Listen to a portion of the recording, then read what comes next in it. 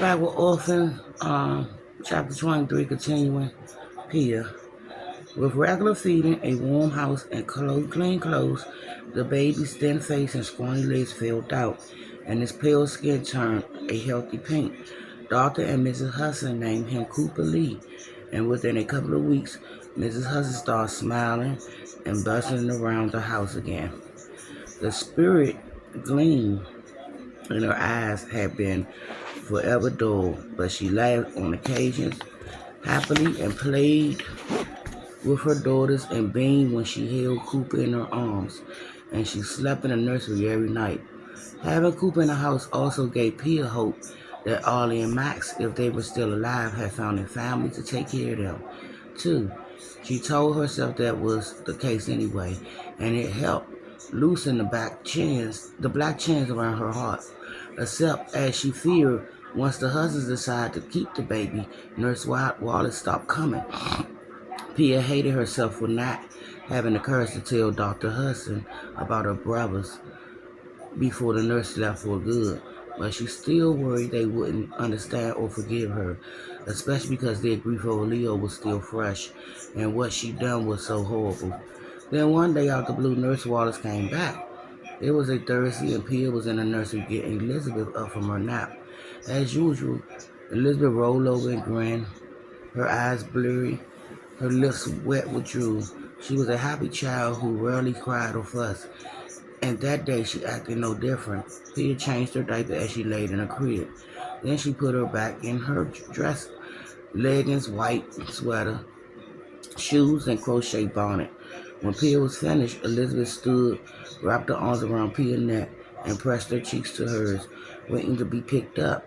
It was their usual routine, and Pia always said, "Upsy daisy," to make her laugh. This time though, when their faces touched, pain exploded in Pia's ears and traveled down her jaw. She untangled Elizabeth's arm from around her neck and set her back down in the crib. The hair out of place with gentle Elizabeth's soft blonde hair out of place with gentle fingers. Pia examined her ear. The skin looked normal and healthy. Elizabeth giggled and bunched up her shoulders as if being tickled. She seemed perfectly fine, still worried, settled like a stone in Pia's stomach. "What's wrong with you, little one?" she said. "Please tell me you're not getting sick." "Eo," Elizabeth said. "Want Eo and August." She grinned and wrapped her arms around Pia's neck again. Trying to ignore the throbbing ache in her ear and jaw, Pia picked her up, sat her on her hip, and started out the nursery. "Margaret in her playroom with Sophie," she said, "and Leo's out here. Leo's not here anymore, remember? You want to see Cooper?" "Eo," Elizabeth grinning. With dread building in her chest, Pia carried her towards the staircase. She didn't look forward to telling Mrs. Hudson something was wrong with Elizabeth. Halfway down the hall, she heard female voices drifting up from downstairs and stopped to peer over the railing. Wondering who was there, Mrs. Hudson and Nurse Wallace stood on the first floor next to the steps, speaking in hushed tones. Mrs. Hudson sounded angry. Pia had never heard her talk like that. Even from above, her shoulders looked bunched, her face pinched. Then she handed Nurse Wallace what looked like a large sum of money. "My husband can't know anything about this," Miss Hudson said. Nurse Wallace put the money in her bag. "I understand," she said. "You have my word, and you'll have to have the rest for me next month." "Yes, but I can't fathom why you didn't tell me sooner. It seems to me that you forgot on purpose." "Would it have affected your decision?" "Of course not," Mrs. Hudson said.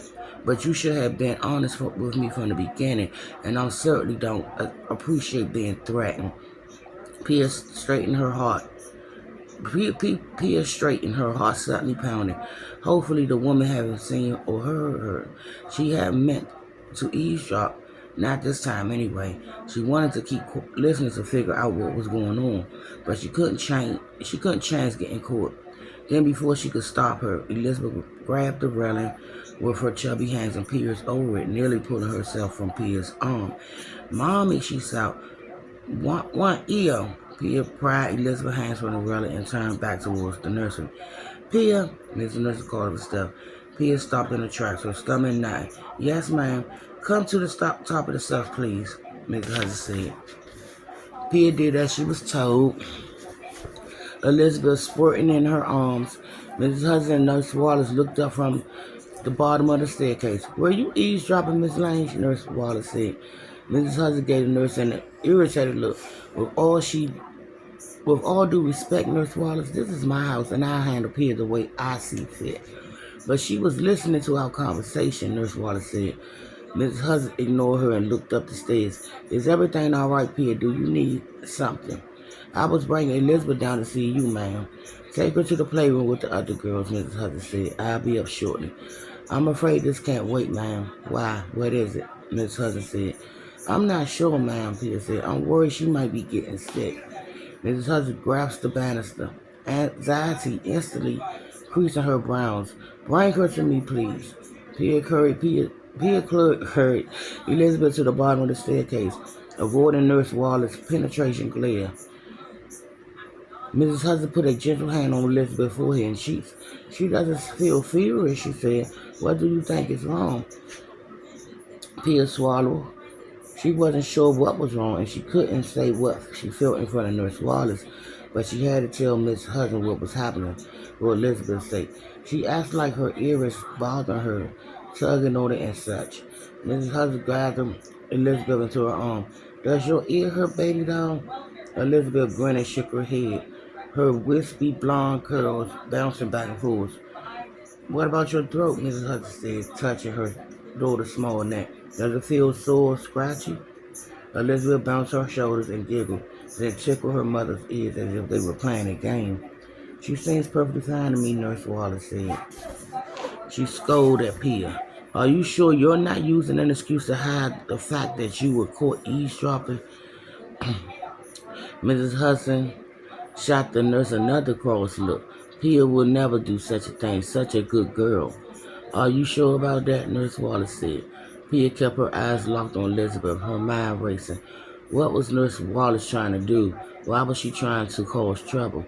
Of course I am, Mrs. Hudson said. She always has my children's best interests at heart, no matter what. If she thinks something is wrong with Elizabeth, I believe her.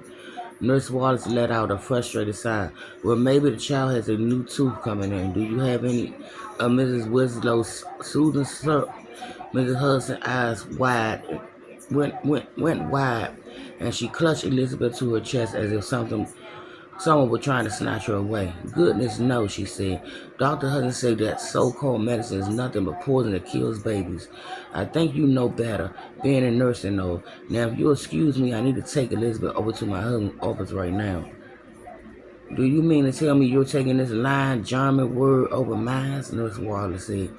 She was spying on us. Pia went rigid, her fingernails digging in her palms. Her head suddenly felt like it weighed 100 pounds. Why did Nurse Wallace hate her so much? Mrs. Hudson started to say something else, then stopped and gave the nurse a puzzled look. What makes you think Pia is German? You don't even know her, and come to think of it, how did you know her name? As I recall, you thought she was my daughter the first time you were here. Panic flickered behind Nurse Wallace's eyes, and she glanced at the floor. Then she regarded Pia, her temples moving in and out. Pia held her breath. How did Nurse Wallace know her last name? And how did she know she was German? The head nurse at St. Vincent's told me, Nurse Wallace said. So you knew all along who she was, Mrs. Hudson said. You knew all along she was an orphan? Nurse Wallace shook her head a little too vigorously. Not at first, she said. When I mentioned your situation with Mother Joe while searching for a home for Cooper, she told me about sending Pia here. Why would she do that? Miss Hudson said. What concern is it of yours?